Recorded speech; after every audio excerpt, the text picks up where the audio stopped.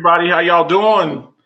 I'm your host, Marcus, the Alphabets. Welcome to the Alphabets Football Talk Show, where we take you on a little journey to discuss our favorite sport in the whole wide world, which is professional football, NFL football. First things first, I'd like to introduce my lovely co-host, Steelers fanatic, old school, diehard, Miss Ramona Diehard Die. What's going on, Mona?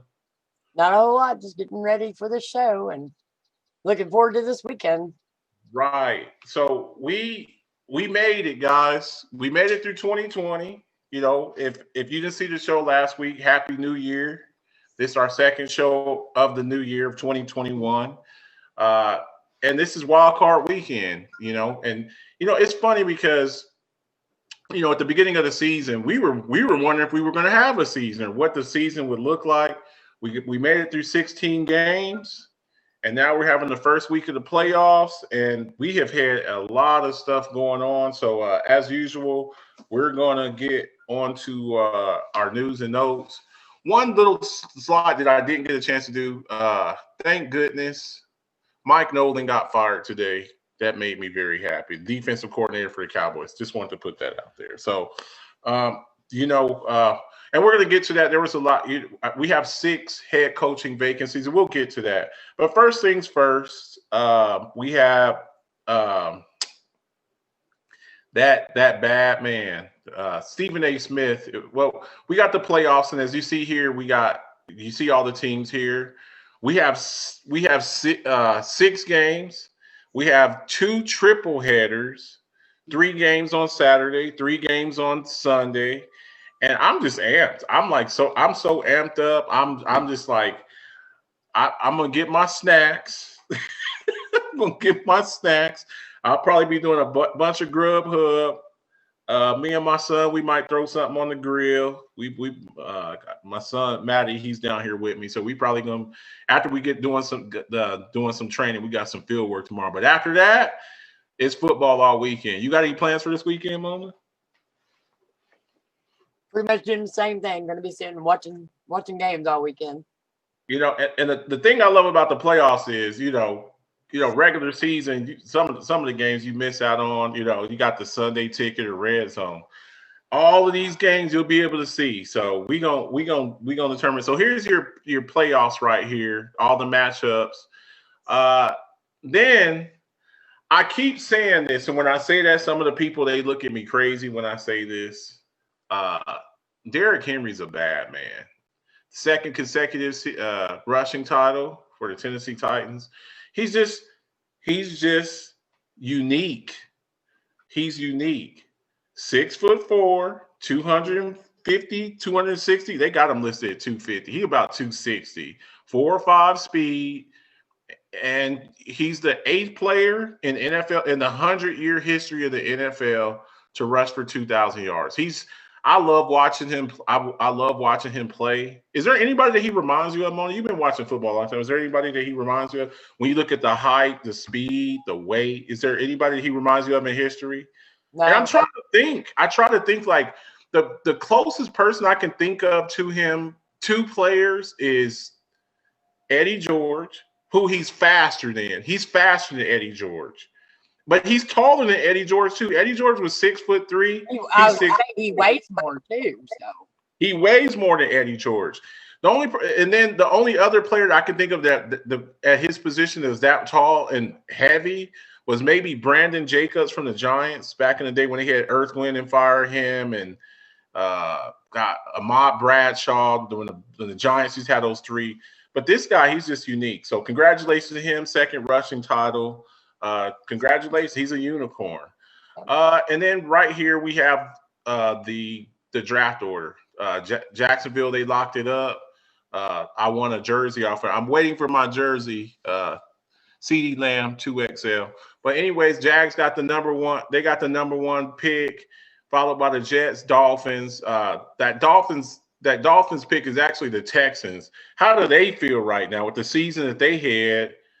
And the Dolphins have 2 picks, and one of them's that's the Texans pick. That number 3 pick that the Dolphins pick, that's the Texans pick for the Laramie Tunsil trade, followed by the Falcons and Bengals. So, Right. in the next few weeks, after the season's over, me and Mona will probably take a little break, and then we'll probably take about a month break, and then I'm gonna start getting my combine stuff, and then this is a year-long thing. Then we'll be breaking down and getting ready for the draft. So there's your draft order there. So I was a little surprised. I wasn't surprised. I really was. Like when they had got blown out in the game, and that was who was it that they got blown out by? I was like, yeah, he's gone. He's gone. Chargers fired Anthony Lynn, and we were talking earlier, and we're going to talk about it later on in this show here too, about there's 6 openings right now. What's the most desirable? The most desirable spot you want to go. Oh, so, yeah. I thought that was the next slide. Yeah. So, everybody likes talking about the NFC East, but just for the record, this is the 3rd time in the Super Bowl era that we've had a division champ that finished under 500. I think the Washington football team was 7-9. They were 7-9. And before you had 2010, 7-9, the Seahawks. And then in 2014, the year before their Super Bowl run, the Panthers were 7-8-1. So I don't want to hear about divisions being terrible. And they actually won a playoff game. So I don't want to hear it. So congratulations to them. So what is it with these youngsters? Look, Ramona, me and you, we might be 2 of the oldest people in the Rise Up family. Not to put your age out there. You never tell us. I don't mind. I don't mind being. You don't mind. I worked hard to get to this age, so I'm pretty proud of my age. What does your family tell you about your elders growing up? What did they tell you? I remember an old saying. It was like, you respect your elders. Chase Young, I get it. You're a scrappy young lad. Maybe the defensive player of the year. We'll talk about that later on. You had a great season, rookie campaign coming out of Ohio State. You're talking about the GOAT quarterback. You mind your damn. You shut your mouth. You have respect. You go out there in the field and you go do it. You don't go tell it. Do you remember a few years back? And you're a Steelers fan. There was a Steelers safety or corner. He was saying what he was going to do to Tom Brady. Do you remember that? And Tom Brady lit his ass up. Do you remember that a few years back? No, I really don't. I remember it. It was a corner or a safety from the Steelers, young rookie, and he was running his mouth saying what he was going to do to Tom Brady. And Tom Brady went out there and picked on this kid the whole game. So good luck to that. We'll see what happens. We'll see what happens. We were talking about the open jobs, and I want to know. I'm going to read these comments here in a minute. There's 6 open jobs: Jags, Jets, Chargers, Lions, Texans, Falcons. As you look on this, and I'm going to ask you, Ramona, when you look at this list of 6, which one of these destinations, if you're a coach and a GM, where you want to go? I want to go to the Chargers. And I agree. I'm looking at now. Jacksonville does have 2 first-round picks, and I think, they have 2. But they've got to find a quarterback. Right now, the Chargers have got their quarterback, in my opinion. The Jets have 2 first-round picks. They got that Seattle pick for the Jamal Adams trade, so they have 2 first-round picks. But I want to know you guys. I want to know, guys. Everybody here in the comments, please like and share the show. This is the Alphabets Football Talk Show with the Rise Up family and the OnPoint Network. I want to know, guys, what job, if you're a GM or coach, where do you want to go? Now I'm going to read some of these comments. And you guys let me know what you think. Buck Flair, he said, He said that because Chase is Ohio State and Tom played at Michigan. That's what that was about. Okay. Calvin says, I just came to see if they picked the Bills or not. Okay. Let me see. Let's see here. Buck says Jags has the most to offer. Number one quarterback. I guess he meant the number one pick quarterback and so many draft picks. Let's see here. Dennis says, I like that Young was talking trash. Buck says Chargers and Chiefs division, no way. Let's see here. And Lions, terrible franchise. So I don't know. Let me know, and we'll probably put this one back up if we have some time at the end.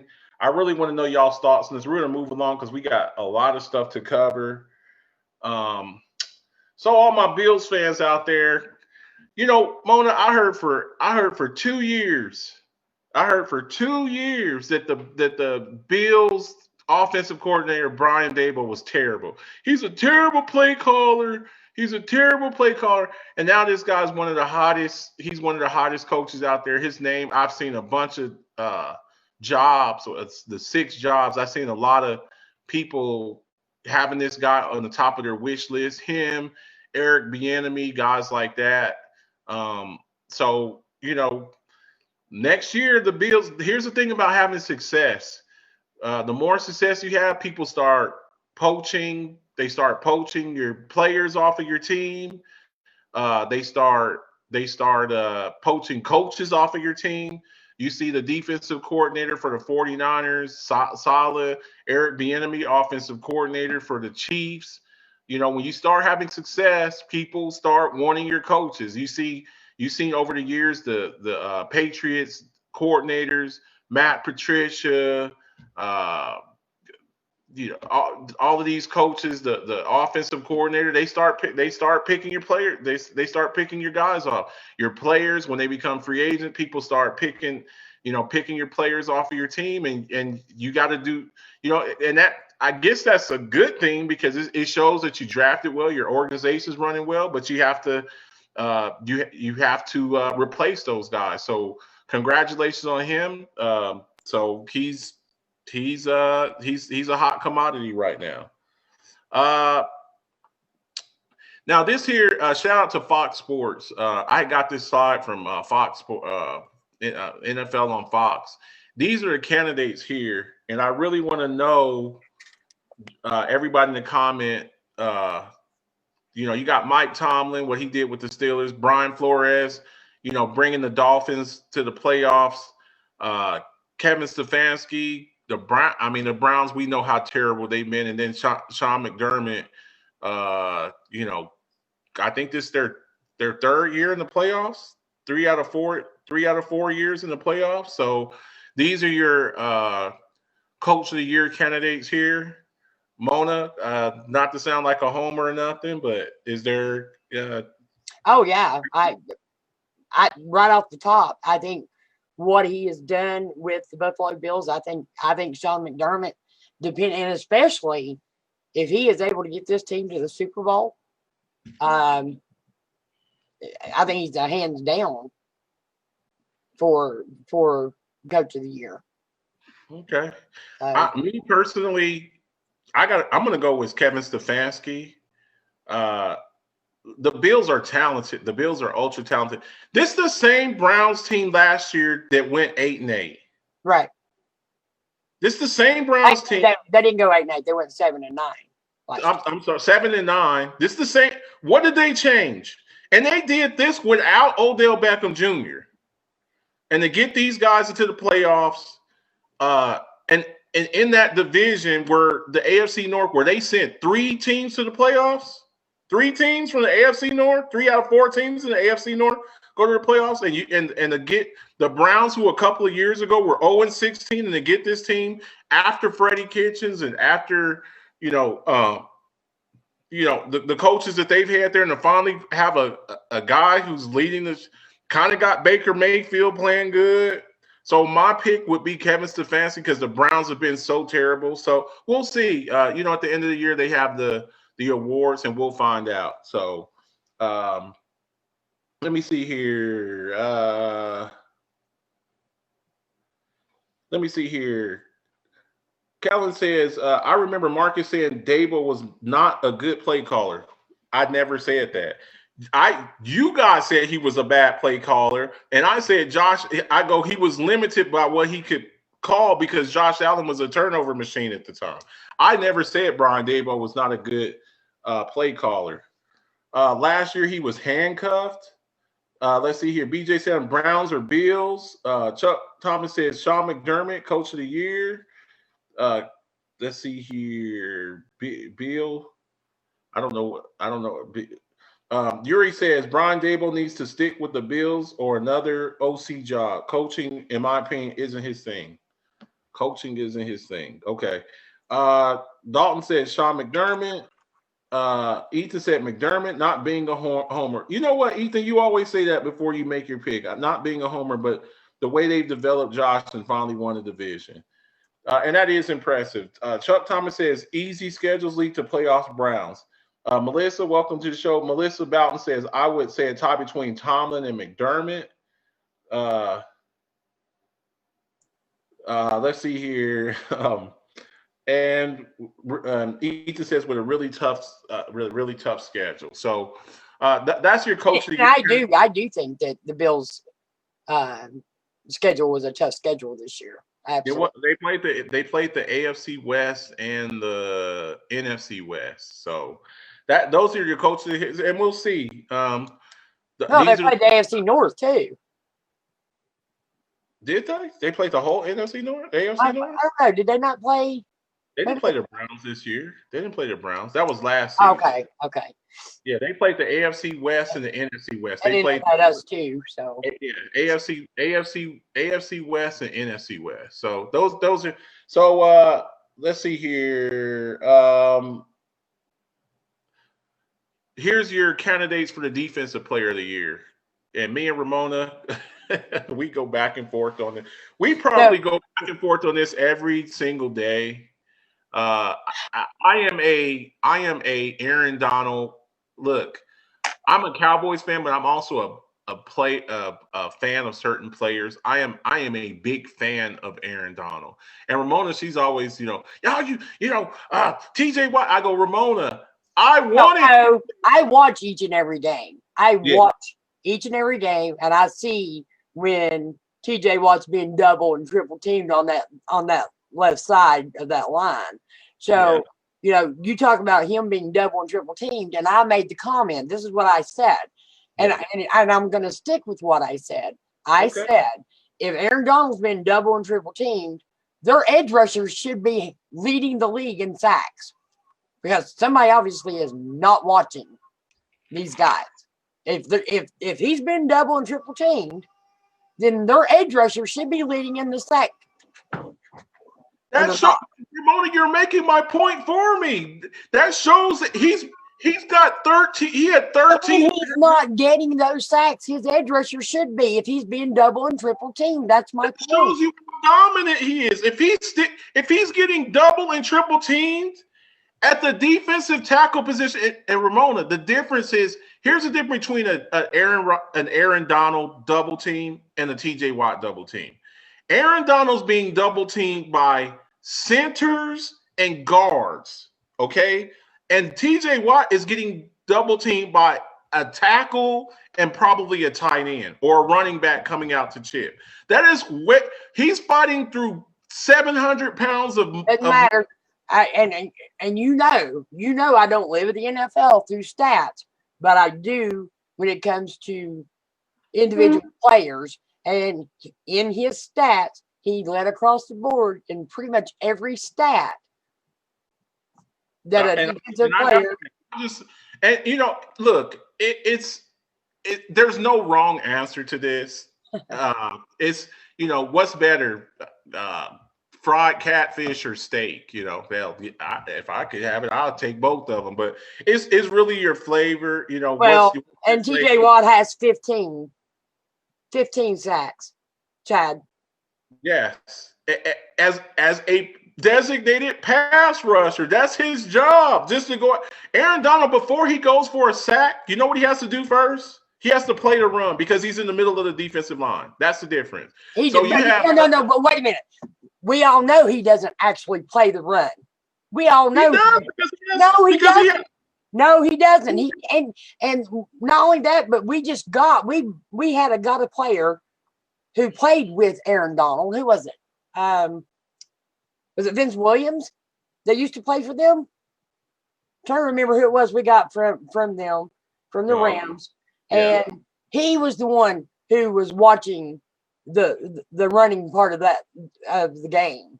Ramona, so Aaron Donald could go after the quarterback because that's all he does. You know what a defensive lineman's job is? A defensive lineman's job is the same as an offensive lineman's job. I just remember when we played them, he didn't do a very good job stopping our running game. Okay, because y'all have a very good offensive line, and he's getting double teamed. We do not have a good offensive line. Where are you getting that from? David, our offensive line has been horrible this year. This year, I'm talking about your offensive line is pretty good. When he's getting double teamed by DeCastro and Pouncey, that's who he gets double teamed by. He doesn't get double teamed by a tight end coming out to block. So here's your offense. And you know what, me and Ramona will just argue with this. So yes, we're going to move on because she'll never agree with me, and I'm not going to agree with her on this. So here's your offensive rookie of the year candidates: Justin Herbert, Tua. Pouncey's been hurt off and on all season, so you know. You got Tua, Justin Jefferson, and James Castro. Just saying. Yeah. So look, I think this is these are some pretty good candidates. What James Robinson did for the Jags, considering, I mean, they got rid of Leonard Fournette and started this guy. I mean, I think that says a lot. We all know what Justin Jefferson did. We all know what, it's, to me, the last person that I would put on this list would be Tua. I think all three of the other candidates are better. They had a better season than Tua. Is that fair? Well, I think it's fair to say that Tua was in and out with Fitzpatrick. I think that makes a little bit of a difference. But I think on that list right there, it's got to be Justin Herbert. We didn't get to see Joe Burrow and what he could have brought. Yeah, it's really sad. So and the thing is with Joe Burrow, he's going to miss some of next year too because he got hurt towards the end of the season. So generally an injury like that, he had like multiple leg injuries. That's usually a year-long injury, and he got hurt towards the end of the season. So it's going to take him. He's going to miss some of next season too. So hopefully the Bengals can get him some help over there. Let's see here. Dewan Talley says, "What team have the hardest schedule?" Buck says Bills played fifth toughest schedule. Kellen says McDermott, coach of the year. Ethan says Donald, easy. Melissa says Watt. Dalton says Watt. Buck says Aaron Donald, easy. Yuri says TJ Watt already been they're all nominated. All of these guys are nominated. Dewan Talley says Khalil Mack. I don't think Khalil Mack. Yeah, I don't even think he belongs on that list. Yeah. Ronald Enoch says Watt. Chase Young would be, and this one, Ferdinand Hughes says Chase Young, but for defensive rookie of the year, yes. Yes, I don't know if he's number 2 on that list. Yeah. Let's see here. Chad says their edge rushers have 10.5 sacks. Other edge rushers have 6 sacks, and second edge has 5. I'm saying that's what Aaron Donald's effect on the D line. So did we didn't go I guess for the offensive rookie of the year, Ethan says Jefferson. You didn't have it up there. Remember you couldn't find it for offensive player of the year. Yeah. Let's see here. Yuri says Justin Herbert. Chad says I watch Aaron Donald every week. He plays the run and the pass. I agree. And I watch DJ every week. So Justin Jefferson. Dennis says Pouncey's a beast. Buck says Steelers played the second easiest schedule. Donald would have had 19 sacks. So Justin says Jefferson stole it because Lynn was fired. Herbert has it, but lost. So selected, but not nominated. So we have the defensive rookie of the years up here. You have Patrick Queen, Chase Young, Jeremy Chin, and Antoine Winfield Jr. For me, this is just too easy. I think it's Chase Young, and I don't even think it's close. That's just my opinion. Do you agree, Ramona? I think that he made huge plays to help his team, but you know what? So has Patrick Queen.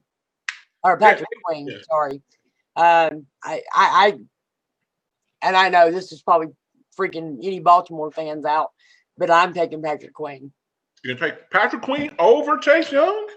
I didn't get to watch Chase Young play as much as I have Patrick Queen. Okay.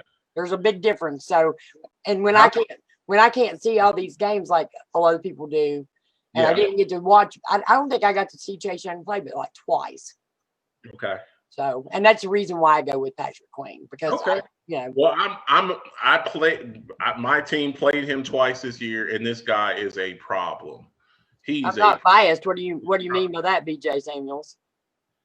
I just think what that means. I'm not being biased. I mean, she just said, that's the Baltimore Ravens, and I don't pick Baltimore for anything. Trust me, she has no love for them. So those are your defensive rookie. What's next? So, all right, these are the final numbers for passing. Every week we would do the slide. Shout out to NFL on Fox for these. These are your top 5 passers yardage wise. Deshaun Watson, Pat Mahomes, Tom Brady. Can we stop with the Tom Brady? The demise of Tom Brady has been greatly exaggerated. Tom Brady still the GOAT quarterback. Matt Ryan and Josh Allen, and hell, Josh Allen, he didn't even play the fourth quarter in this last game, and that was for the number 2 seeds, and they blew them out. They blew the Dolphins out so bad. I don't even think he played the fourth quarter. And if he did play in the fourth quarter, he didn't play very much of it. So, congratulations to all these guys. Congratulations. So those are your top 5 passing leaders. And then after that, we have our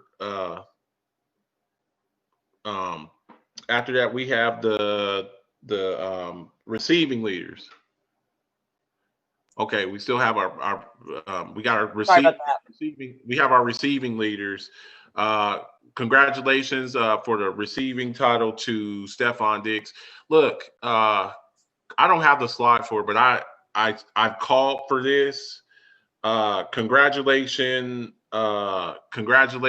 to Brandon Beane. Now, if you want to talk about executives of the year, I think that Stephon Diggs trade, it was even more impactful than the DeAndre Hopkins to Cardinals. This guy, he was, in Minnesota, he was 1A, 1B, him and Adam Thielen. This guy is a bona fide number 1 receiver. And this guy, he's the truth. And then Ramona, this is another one that me and Ramona get into all the time. Travis Kelce is the best tight end of the game. I don't want to hear anything about Darren Waller. I agree this year he is. Oh, you agree this year? Okay. I said, I went back to your old saying. Okay. About availability. Yes. And I also made the comment, put George Kittle on that team and see where he's at. Oh, and it's tough. It's really tough. This goes back to the whole. He doesn't have a quarterback. Kittle has no quarterback, not like Travis Kelce does. I got you. But I'll say this. George Kittle, whose defense is better? When they're rocking and rolling, whose run game is better? Whose run game is better? Do the 49ers have a better running game than the Chiefs? Yes. They have to, or they wouldn't be winning games. They have a 3-headed monster where he gets a lot of easy looks, because when you play the 49ers, you're not worried about their pass. You're worried about Mostert and Tevin Coleman running the ball down your throat. So, you could, if you're going to give passes to people for certain stuff, you have to also look at certain other things. So, but don't say Kansas City don't have a running game either, because they do. is their running game the same as the San Francisco 49ers? Well, I mean, they have what's the Clyde Edwards-Helaire, Damian Williams, Hilaire and Williams and Le'Veon Bell. Are they Mostert and Tevin Coleman? No, I'm not saying they are. But That's what we're I'm also saying. talking about a rookie, and we don't know what he's going to develop into later on. So Yeah. So here's your top. Congratulations to Justin Jefferson. And I just want to say this real quick. I just gave props to Brandon Beane for bringing in Stephon Diggs. I want to say even though they made the playoffs, whoever the general manager is of the Green Bay Packers, you're an idiot. Because you could have drafted Justin Jefferson or T. Higgins to give to Aaron Rodgers. And can you imagine Aaron Rodgers with Justin Jefferson? He was still there. And you picked Jordan Love. So congratulations to Calvin Ridley and Devontae Adams too. They did exactly what they did when Favre was leaving. Yeah. They drafted a replacement for Aaron Rodgers. So let me see here. Ethan says he only played the first half, Marcus. I guess he's talking about Josh Allen. Kellen says Diggs. Number one, what an accusation. Yes, I agree. Yeah, now you say that, Marcus. I thought I gave props to Diggs, the Bills picking up Diggs. I thought I gave props on that. Diggs runs those routes, and the Vikings don't even miss him. Why did not? You actually gave credit even before the season started about the Diggs pickup. I thought I did. I was there when I said it. Top 5 rushing leaders. That unicorn, eighth man ever in the 100-year history of the NFL to rush for over 2,000 yards, and he got it.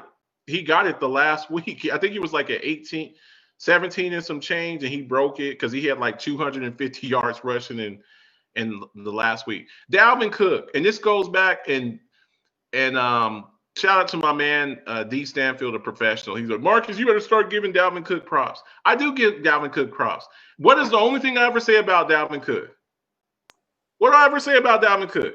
He's an awesome running back. He's just injury prone. Now he missed 4 games. He had 1,500 yards and missed 4 games. What would he have if he played 8? He still ain't gonna be Derrick Henry, even if you had 150 in each of those 4 games. I don't think. Well, I'm just saying. No, but he's the best weapon that they have on their team. He's got to stay more healthy. Shout out to Jonathan Taylor. He helped me win my fantasy league with 250 yards. Congrats. And my boy UTEP 915 Aaron Jones. My boy Aaron Jones out of University of Texas El Paso. Congratulations to him. And then the kid I was just telling you about, James Robinson, a rookie out of Jacksonville, and David Montgomery finally showed up this year. So congratulations. Those are your 5. Those are your 5. So let me see here before we go on. Why they ain't make the because it's a passing league. Don't let them hate Buffalo fans.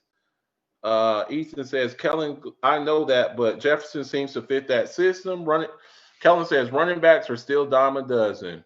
Congratulations, Henry 2K is crazy. King Henry is a problem. Running backs are still a dime a dozen. He's not a problem.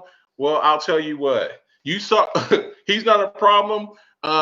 Ask Josh Norman if he's a problem. Go back and look at that stiff arm when he nearly decapitated. You don't think he's a problem.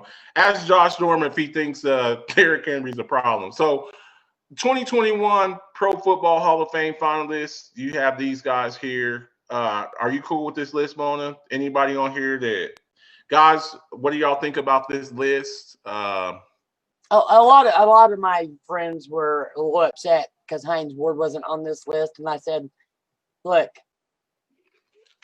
to me, Faneca deserves to be on this list first. So, but that's just me. And they were happy with him being there, so. I mean, I think we all know. How many get in? 6? I think it's 6 of them that get in, right? I think it's 6 that get into the Hall of Fame every year. I think it's like 6 or 7 or so. I'll have to check and see, but I know Peyton Manning. He's So this came up, and Bill O'Brien. This all started with Bill O'Brien's stupidity. Deshaun Watson extremely unhappy after not being involved in GM hiring, and they hired Nick Caesaro. Look, man, you gotta. If I'm Deshaun Watson, I'm getting the hell out of Houston. I am. I'm getting the hell out of. I'm not wasting any more of my time. And he pushed for the Texans to hire Eric Bieniemy, who I think would be a perfect fit, and he still might get him because he was mad about the GM hiring. Eric Bieniemy, they still haven't hired their coach, so hopefully Cesario. Maybe if Cesario hires Bieniemy, maybe they'll be happy. So, we'll see what happens as far as that. Here we go. So here we go with the games, our game picks, our opinions on this. Make sure y'all jump in here. Make sure you like and share the show. You're watching the Alphabets Football Talk Show on with the Rise Up family on the OnPoint Network. Make sure y'all download that, the OnPoint Network. Jump in there, get into our chat rooms, and there's a lot of talk in there, a lot of smack talk and stuff like that. So first game, 11:05 Eastern time. You got 1:05. I'm sorry. I was saying my time. 1:05 Eastern time, 11:05 my time here in Mountain Time in El Paso, Texas. But you got Indy at the Buffalo Bills. Look, Indy looked very, very impressive last week. I love the kid Jonathan Taylor, but the Bills right now they're playing at another level. Yep. Josh Allen, MVP candidate. I have him at number 2 right now. I think he's kind of jumped. I don't know if you agree with this. To me, he's jumped over Patrick Mahomes. I don't think he's done more than Aaron Rodgers. I think Aaron Rodgers has 10 more touchdowns, 8 less turnovers. Tomato. But right. I think Josh Allen's, in my account, Josh Allen's number 2 in the MVP conversation. Now, Governor Cuomo has allowed 6,700, I believe. And I know Ethan and probably Ace probably has this. And from what Ace was telling me, it's just season ticket holders that can get in. 6,700. Governor Cuomo's allowed that. So for the first time this season, the Bills will have fans in the stands. Our boy Mookie Hawkins, Wuffo Sports, my friend of me, Mookie Hawkins, we go back and forth with it. I lost a damn jersey to him. I'm so mad about that. But anyways, it was a bad. This was a rough season. This was a rough. I lost money to Ace. I lost money to Ethan. I lost a damn jersey to Mookie Hawkins, and I lost a damn jersey to Walter Ringfield. But I won 2 football leagues, fantasy leagues. But anyways, this is the game here. I think the Bills are hungry. Now, the only chance that I give the Colts is Jonathan Taylor running the ball. Jonathan Taylor they've got to run him. I'm still not sold on Buffalo's run defense. I'm not. But here's the thing: the Colts have a. You got to. Wait a minute. You got to give it up though. Their run defense has actually played better towards the end of the season, and I kind of wonder if a lot of that wasn't just new season jitters and injury, and I think they started getting their players back, and I think they've actually done much better against the run towards the second half of the season. I honestly, and don't get me wrong, I love Jonathan, and I think that the only way the Colts could win that game is if the Buffalo Bills cannot stop that run. If they can, but I think they're gonna be doubling up on Jonathan, in my opinion. And we already know you really can't throw the ball against the Buffalo Bills either. So it's going to be all depending on the game plan Indianapolis comes with. And I'm not that crazy about their coach either. I think Buffalo wins this game like 38-12, 38. Whoa! So I'll give Indianapolis 2 touchdowns. Blowout. 2 touchdowns, and that's it. Say it. Blowout. Yeah, I think it's going to be a blowout. I really think the reason why is I think that Buffalo has a chip on their shoulder right now because of all the negativity and the doubters and all that. And honestly, I think this is Buffalo Bills' season to lose and not go to the Super Bowl. And I just don't think it's going to happen. I really think it's going to be Buffalo Bills. You got Buffalo Bills. I have Buffalo going to the Super Bowl this season. Okay. I don't think anybody's going to stop them if they stay healthy. Now, if they go out against the Colts, and we know Colts defense is pretty good, and they lose 1 or 2 players at that point, then you're probably going to have a lot of problems with the Bills finishing out the playoffs. But I don't think it's going to happen. Here's like I was saying, the only chance that the Colts have is playing keep. They got to play keep away. They've got to run the ball. Now, we saw last week, the Bills jump on Miami. They jumped on them, and they stepped on their throat early, and it was just a beat down from start to finish. If Buffalo comes out firing like they have been, I could see a blowout. And Josh Allen didn't play in the second half of that last. That's what I was saying. He could have had more yards. Ethan said he didn't even play the second half. Yeah. Damn Mookie Hawkins. I'm gonna say 35-21 Buffalo.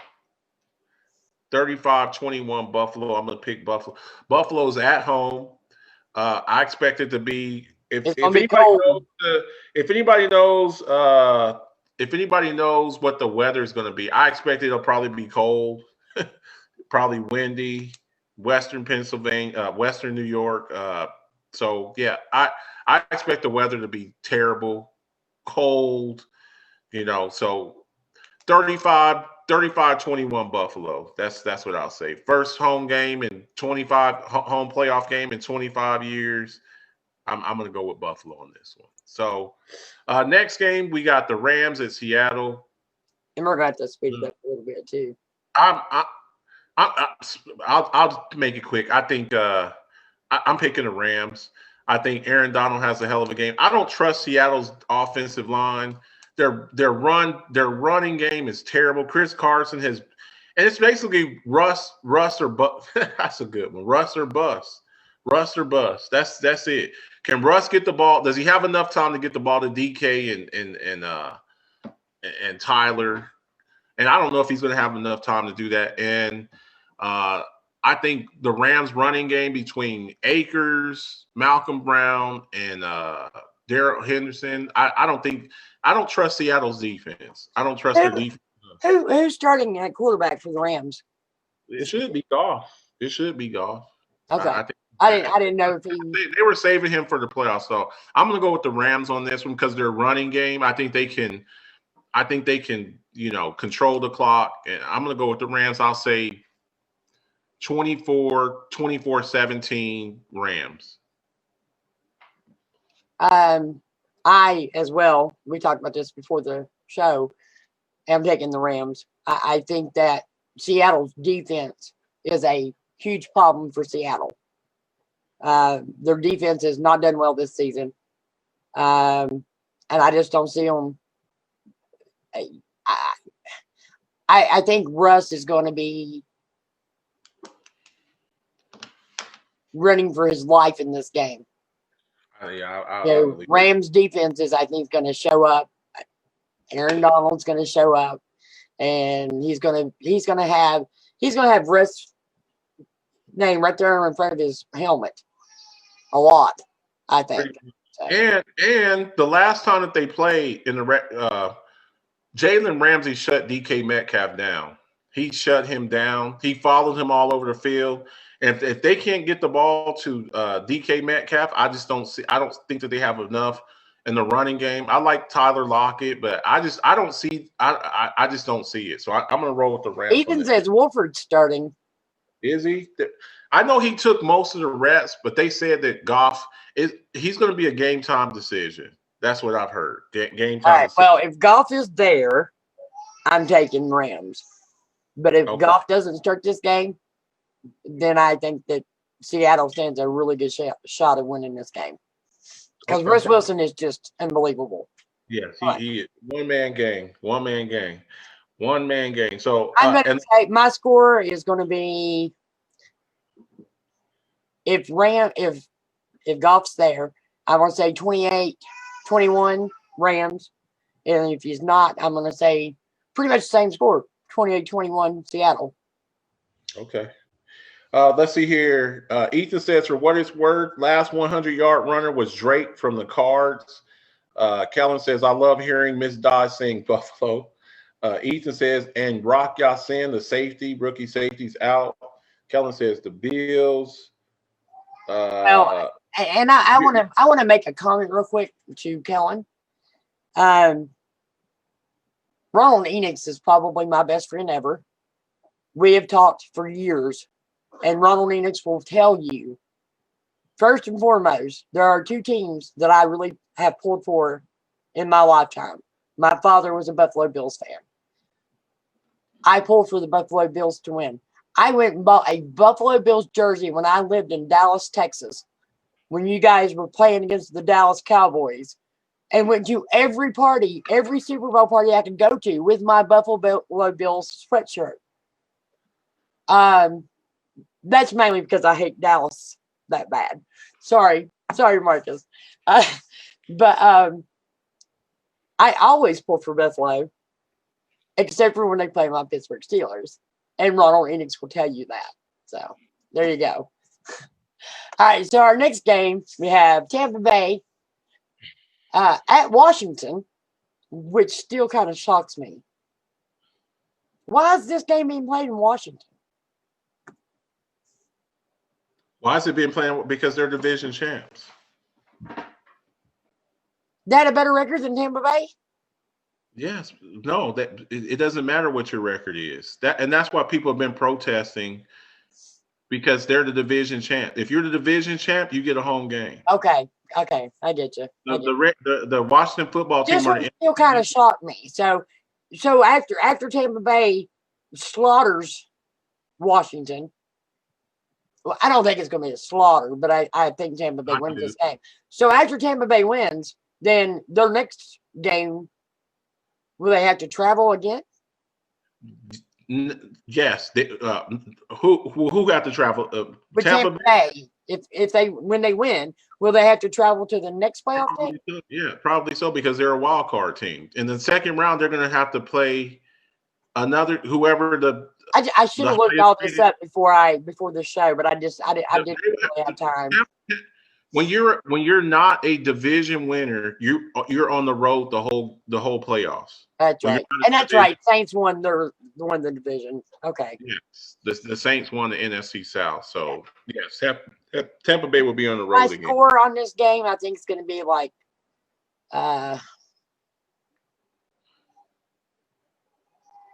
31-21, Tampa Bay. I think this is a blowout here. I think this is a blowout. I just don't think you're going to blow out Washington's defense. I think that after a while, I don't care how I say this all the time. I don't care how good your defense is. Their offense is terrible. Their offense is garbage. And Tampa Bay's defense isn't that bad. I mean, they're not like world beaters, but Tampa Bay's defense ain't bad. They got Pierre-Paul and Sue and the line Buck Flair. You know, those guys over there, they got the kid Antoine Whitfield Jr. and Devin White. They got some players over there, and Washington's offense is terrible. After a while, you have to keep going out there against Tom Brady and Mike Evans and Chris Godwin and Gronk and all of them. It's a blowout. I'm saying 35-16. 35-16 Tampa Bay. Okay. You want to read some comments? Let's see here. Ferdinand Hughes says, I'm taking Seattle over the Rams. Kellen says, shout out to Ronald Enix. Dalton says, Washington. Ethan says, division winners. Dalton says, because Washington's division champ and Buccaneers are fifth seeds, Saints won NFC South. Tampa over Washington. Washington wins, defensive line roughs up Brady. Yuri says, Tampa Bay. And Dalton says, Brady is facing Washington defensive line. So, to the Sunday games. First game of the day, Baltimore Ravens versus this. I think this here might be the most physical game of the weekend.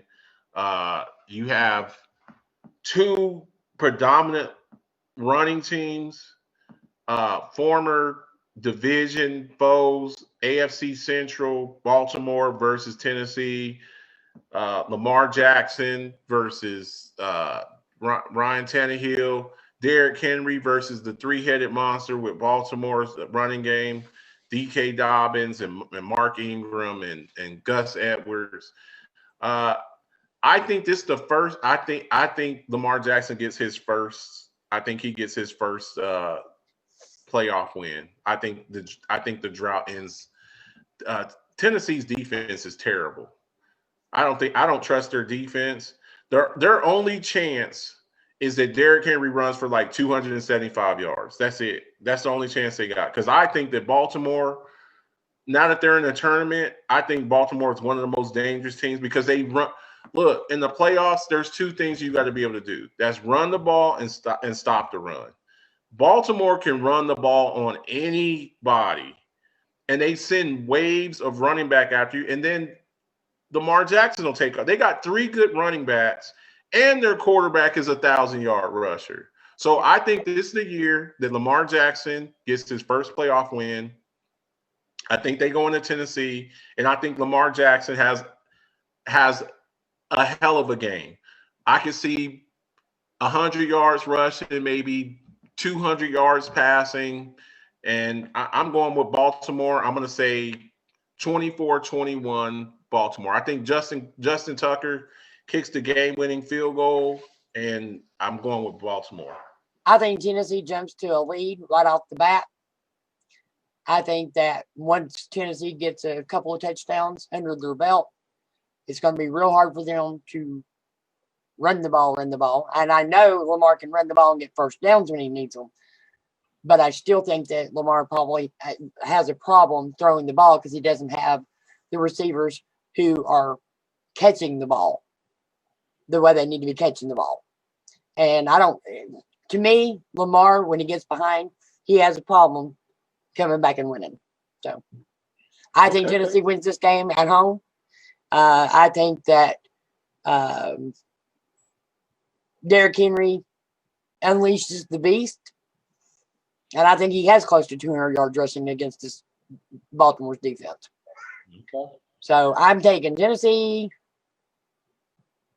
28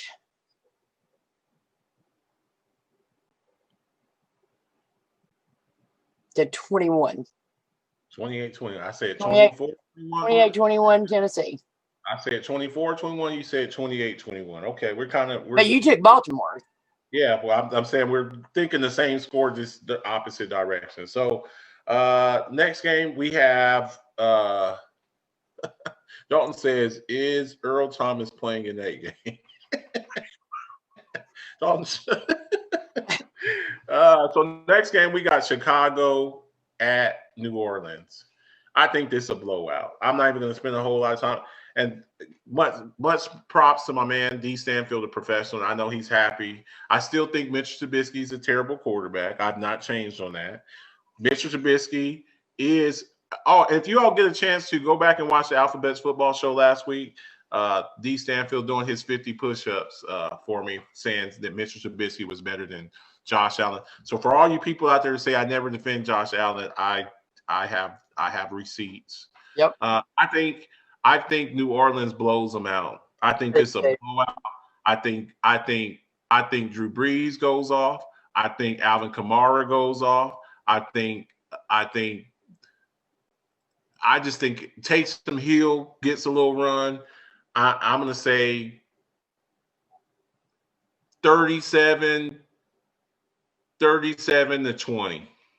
37 to 20. I think it's going to be like 38-18. Yeah, I think the Saints. And I love Mitch Trubisky.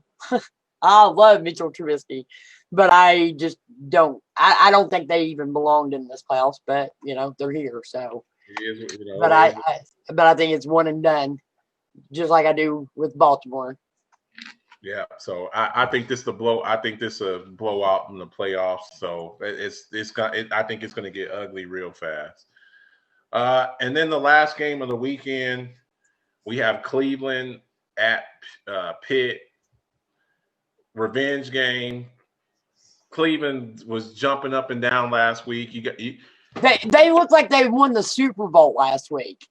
Cleveland, congratulations! You beat the Pittsburgh Steelers JV team. Congratulations, and you backed into the playoffs. You played okay. Big Ben didn't play. T.J. Watt didn't play.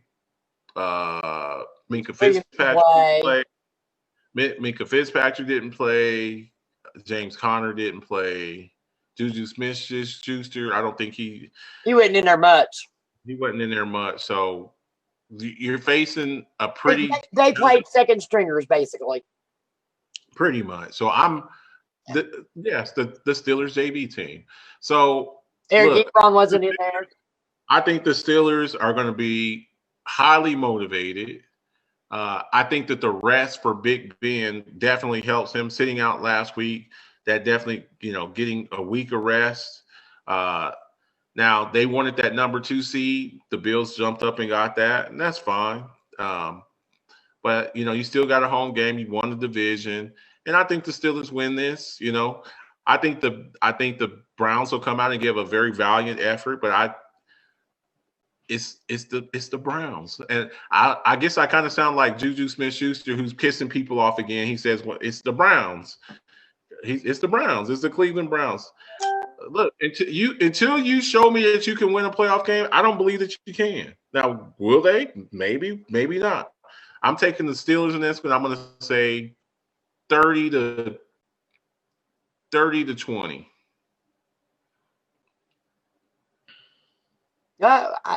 I picked 28-18. And it could even be worse.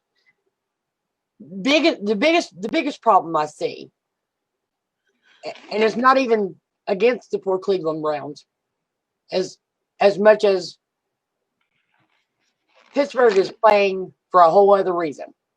The NFL has pissed this team off. You better believe that shit. They have pissed Pittsburgh off in the way they've dealt with them during this COVID mess. And people say, oh, cry me a river. Well, you know what? If it was your team that got done the way Pittsburgh has got done this year, yeah, I think you'd be a little bit pissed off too. I absolutely. And this game, there was talk for the whole week that this game was going to be postponed because Stefanski is not going to be there, and a couple other players are for Cleveland's not going to be there because of the COVID.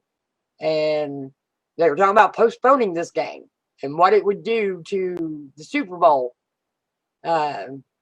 schedule kind of thing. And Marcus knows. As soon as I saw the first story, I sent it to Marcus.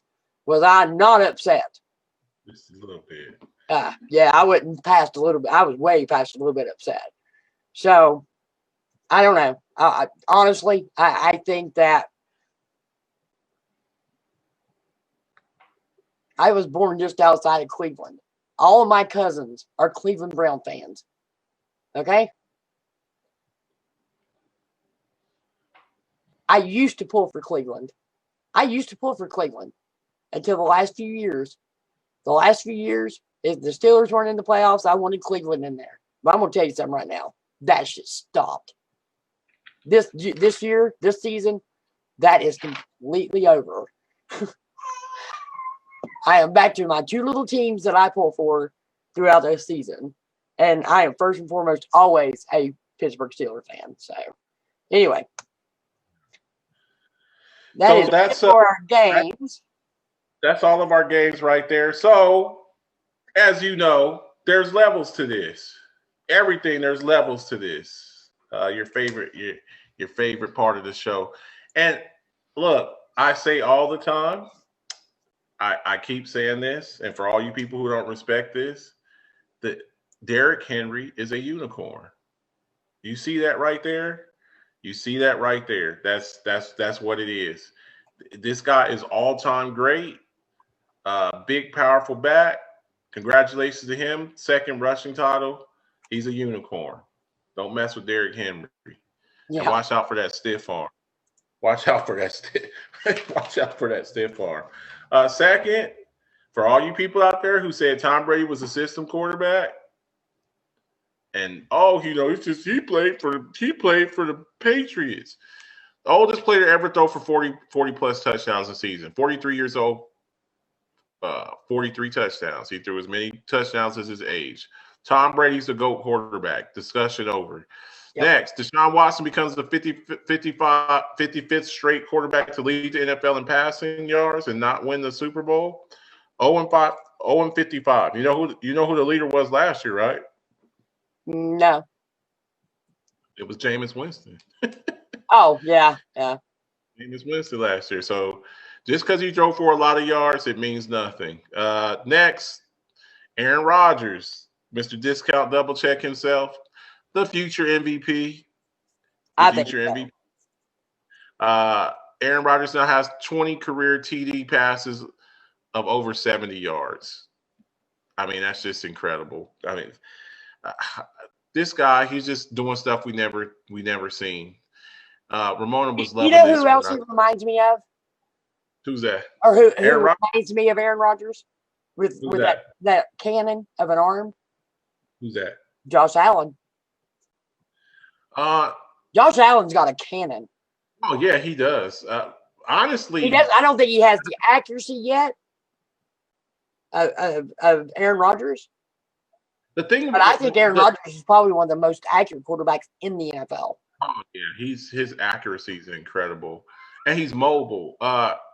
Josh Allen, I've always thought that Josh Allen was more Ben Roethlisberger. Ben Roethlisberger type, big, physical, rocket launcher arm, right? Eyes hanging on him, dragging him, and then when he takes off and run, I mean, obviously Ben can't run like he used to, but I've always thought Josh Allen. You go back and watch when Ben first started. That boy could run, and he could run with 2 or 3 defensive players hanging on him. So shout out to the Watts boys, JJ and TJ, and hell, even Derek, but the 2 defensive Watt brothers, only brothers to ever be regular season sack leaders in the 100-year history, and we've seen brothers and cousins and stuff playing. You think of the Matthews. Clay Matthews, and Bruce Matthews, and there's like 20 of them. And for these guys to do what they're doing, I just think it's incredible. Shout out to the Watts. So, Ramona, take it away. Now we have my part of the show. We have the Rocky Blyer Tough Guy Award for our last week of the regular season, week 17. And here we go. There you go, Mr. Marcus Betts. So right here, shout out to Jonathan Taylor, rookie running back, Indianapolis Colts. He put on a show last week. It actually won me my fantasy league.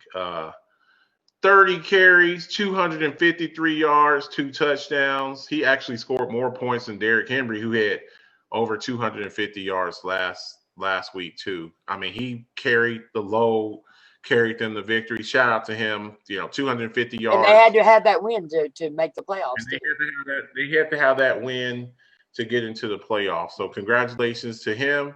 And we're double dipping. We're double dipping with the Colts. Linebacker Darius Leonard had a field day against the Jags. 10 tackles, 1 sack, 1 forced fumble, 2 passes deflected.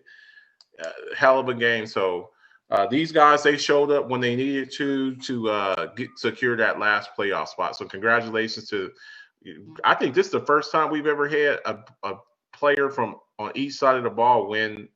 We've had 2 players on one side of the ball. I think we had 1 week we had Josh Allen and Stephon Diggs. But go ahead, Mona, take it away. All right, so we have our fun facts again for this week, and we're going to start with kind of a weird but a pretty awesome season, considering what like Marcus said earlier, we didn't know if we were going to have this season. So, fun fact: a wide receiver started at quarterback in a game because of the COVID. The Browns made the playoffs after 18 years. Tom Brady, synonymous with the New England Patriots, and will always be, is now a Buccaneer. A Bills quarterback is an MVP candidate. A running back, of course, Derrick Henry, hit 2,000 rushing yards in a season, which, is pretty amazing in itself. We had a team play in the NFL with no name. But we say that, but, they're the Washington football team. So, anyway, a rookie quarterback threw 30-plus touchdowns. I mean, come on. This guy has got to get some love with the Chargers. I just want to say, if Joe Burrow had been healthy, I think he would have been there. I don't think he would have had 30-plus touchdowns. The reason why I don't is because he doesn't have an offensive line. Okay. The Patriots didn't make the playoffs. So, weird stuff. Next fun fact. Home teams this year in the season were 127, 128, and 1 overall this season, finishing below 500 for the first time in NFL history, which is really strange because you never see this kind of a stat. This is like the first time ever. So, pretty amazing. Good old 2020, I'm telling you. 2020. We got to hope for the 2021 to be much better season. All right. Jordan Love is the first rookie, first-round quarterback to not start a single game since Jake Locker in 2011. So that's pretty amazing little stat right there. Because all the other rookie quarterbacks have at least started one game. I didn't even think about that, but yeah. All right, another fun fact. This one I thought was kind of cool. Devontae Adams with the Green Bay Packers finished the 2020 regular season with more touchdowns, 18, than Mason Crosby's field goal attempts of 16. He had a hell of a season. He did. I mean, Devontae Adams, I think he could be considered Offensive Player of the Year. I don't think he's done as much as those other guys, but he definitely did work this season. He did some serious work this season. Yep. Okay. If you took away, and this one I thought was interesting, if you took away Derrick Henry's 4 best rushing performances by yards this year, in this season, which were 250 yards, 217, 212, and 178 yards in each individual 4 games, he still would have finished second in the NFL in rushing yards. I mean, that just shows the dimensions. Well, there were people who were like, well, he had 200 yards games here, 200-yard games here. It's like he didn't do that against elite defenses. It's like when you're the 85 against my Steelers defense before my Steelers defense got really bad injured. before we started dropping players left and right, losing Hargrave and Bush and Bud Dupree, and I mean, come on, it was. Yeah, I mean, Our defense went through some nasty hits this year, so I just think he's amazing. I'm like you, definitely a unicorn. All right, this is the first time in franchise history that the Patriots have finished 7-9. That's pretty impressive. And the Patriots have been around since 1960. I'm just saying, like, you have to understand the greatness of the franchise. I mean, even in down years, to not, Usually I think they've finished it above. I'm pretty sure they finished above 500 every season until this year. Well, they've been bad some seasons. Let's not forget they went 8-8 at least. No, they since when? This is the first year that they have ever went 7-9. They're saying that that's just an odd number. Let's not forget they got Drew Bledsoe with the number 1 pick. They got Drew Bledsoe with the number 1 pick. They didn't get him when they were 8-8. I thought they did. Huh? I thought they. No, they got Drew Bledsoe with the number 1 pick. They weren't 8-8 when they got Drew Bledsoe. Okay. They're just saying that 7-9. They're just saying that they've never been 7-9. Okay. Gotcha. Yeah, the 7-9 number. Not that they've never been below 7-9. Yeah. All right. So in a 1980 game against the Dolphins, the Jets kicker Pat Leahy was told by his head coach Walt Michaels. Now this is I love this story. That if he missed the kick, he was cutting him from the team. Leahy made the field goal and wound up having an 18-year career with the Jets. And he finished as the 3rd leading scorer in NFL history as far as a kicker. That's pretty amazing. Pressure bust pipes, and it also makes diamonds. Okay, next fun fact. John Wolford will be the first quarterback to make his first career start, and this was, of course, week 17. In his team's last game with a chance to still make the playoffs. And they made it. They made it. Yep, and they made it. So, all right. This one was for you, Marcus. Dak Prescott has 13 total touchdowns this season in 5 games. Daniel Jones finished the season with 10 total touchdowns in 13 games. So you kind of weigh this and you're like, I had to share that one. That was just for you there, Marcus. Yeah. And that's it, guys. That's what we got. Any last words, Mona? Just want to thank everybody for tuning in and showing up and commenting and joining us for our wild card weekend. And good luck to all your teams for the weekend, except for the Cleveland Browns. Sorry. I'll be eating crow next week. You know I'm going to be eating crow next week if we lose this game. But it's okay. I've been there before. I've done it before. Definitely won't hear the end of it. Well, I just want to say thanks for tuning in to our second show of the season, of the second show of the year, of the new year, 2021.